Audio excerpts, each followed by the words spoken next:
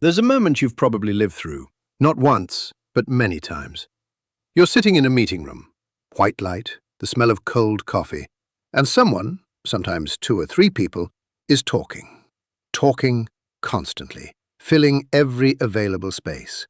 Talking as though silence is an enemy that needs to be defeated. You're sitting there, thinking, observing, noticing a detail that nobody else has mentioned yet. You're holding a thought, not fully formed, but forming, and you haven't quite figured out how to say it out loud. Then someone looks over at you. You're very quiet. Don't you have anything to say? Not a question, a mild accusation, and you feel, even if only for a moment, that you're doing something wrong, that silence is a failure, that the mind working quietly inside you is somehow not enough compared to all those voices filling the room. The research actually doesn't agree with that feeling, not even slightly, and I want to spend the next few minutes telling you why. Think about someone like Sarah, 34 years old, an interior architect. Every time she arrives at a party, she tends to stand at the edge of the room for a few minutes before stepping in. Not because she's shy.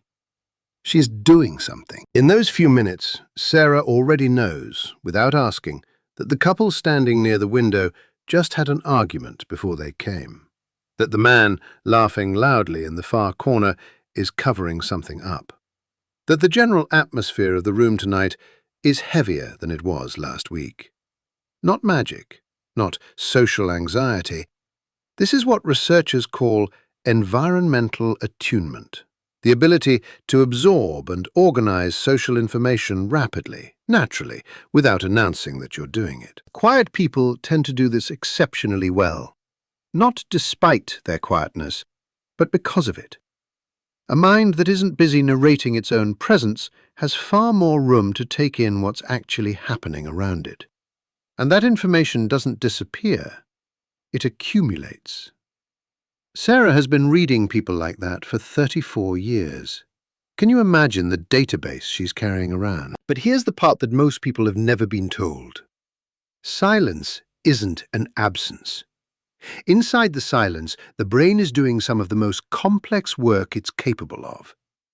In 2001, neuroscientist Marcus Reichel discovered something that sounded strange at the time. When people weren't doing anything, when the brain was supposed to be resting, a particular neural network actually became more active, not less. He called it the default mode network. This is the network involved in self-reflection, in imagining other people's perspectives, in making meaning from past experience, and especially in what researchers call mental simulation. The ability to run through scenarios in your mind, test ideas, and process complex emotional information without any external prompt at all. Quiet people, by temperament, spend more time in this state. They're not empty, they're processing. And what emerges from that processing, sometimes after hours, sometimes after days, tends to be more integrated, more nuanced, and more genuinely original than the first thing that got said out loud in the meeting. The deepest thinkers in almost every field will tell you the same thing. The idea didn't come in the meeting. It came afterward, in the quiet, on the walk home, in the half hour before sleep. Now consider Marcus, a software engineer, 41 years old. His colleagues would describe him as a man of few words. In meetings, Marcus is rarely the one speaking most. But something strange happens. His questions, when they come, are always the questions nobody else asked. Not the most technically brilliant questions, the right ones. The questions that make everyone in the room suddenly look at the problem from an angle they hadn't considered before. Why can Marcus do this? Because while everyone else is waiting for their turn to speak, Marcus is actually listening. Research on active listening consistently finds it's one of the rarest skills in ordinary social interaction. Most people listen the way that's really just waiting, ears open mind already preparing the next response. A true listener does something different. They track what the other person is saying, how they are saying it, what might be hidden beneath what's being said, and, this is the important part, what the other person hasn't said yet, but is clearly working toward. This produces better questions, deeper understanding, fewer assumptions. A person who catches misunderstandings before they become arguments. The person who asks the best question in the room is almost never the person who spoke the most. It's almost always the person who was quiet long enough to actually hear. But here's what I want you to sit with for a moment. Everything just described, reading the room, deep processing, true listening, almost none of it gets measured in most of the environments we live and work in. And that creates a very specific problem. Most environments measure contribution by what can be seen. The person who speaks most in the meeting, the person most present in every conversation, the person who gets noticed because they are constantly, loudly there. What does the quiet person's contribution look like? It's the error caught before it became a crisis. The question asked privately to exactly the right person at exactly the right moment. The pattern noticed 6 months before anyone else thought to look. The slow, careful work of building trust with someone who doesn't trust easily. None of that appears in the minutes. None of that gets a round of applause. And so, quietly, it doesn't get credited. Not by the organization, and often not by the person doing it themselves. The funny thing is, when you actually trace how problems get solved in any group, really trace it carefully, you often find the quiet person doing something essential at every stage, just in ways that were easy to overlook. Invisible contribution isn't the same as no contribution. It's a form of contribution that our current systems of measurement simply aren't very good at seeing. James is a graphic designer, 29 years old. He spent 5 years trying to become someone he wasn't. In brainstorming sessions, he forced himself to say ideas out loud immediately, before they were finished. In group lunches, he pushed himself to be quick with humor. In every conversation, he tried to fill every pause. He was exhausted, constantly.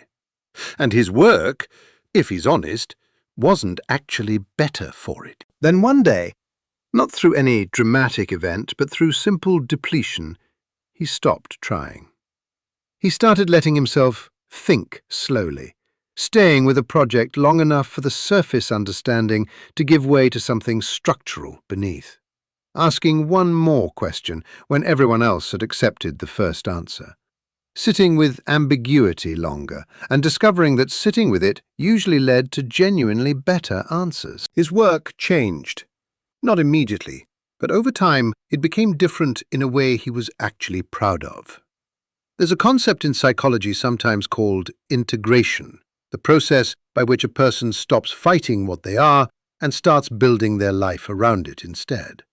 For quiet people, this often means recognizing that the traits they were told were problems are in many cases their actual strengths in disguise. The ability to concentrate deeply, the ability to notice, the ability to think before speaking, which, when you slow down and consider it, is a significantly more sophisticated skill than the reverse. So, if you're a quiet person, if you're the one who says little in a room but notices everything, if you take longer than others to form an opinion and then find it's usually a better one, if you've spent any part of your life being told you're too quiet, too serious, too much in your own head, the research doesn't agree with that framing, not even slightly. What you most likely are is someone whose mind works at a depth that noisier environments don't always have room for.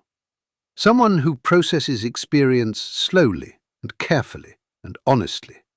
Someone who reads the room while others are performing in it.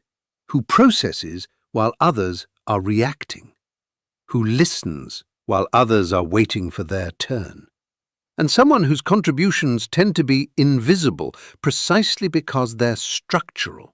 They're the foundations that hold everything else up. The world is quite good at celebrating the person who speaks first and loudly. It's a little slower at recognizing what happens in the quiet.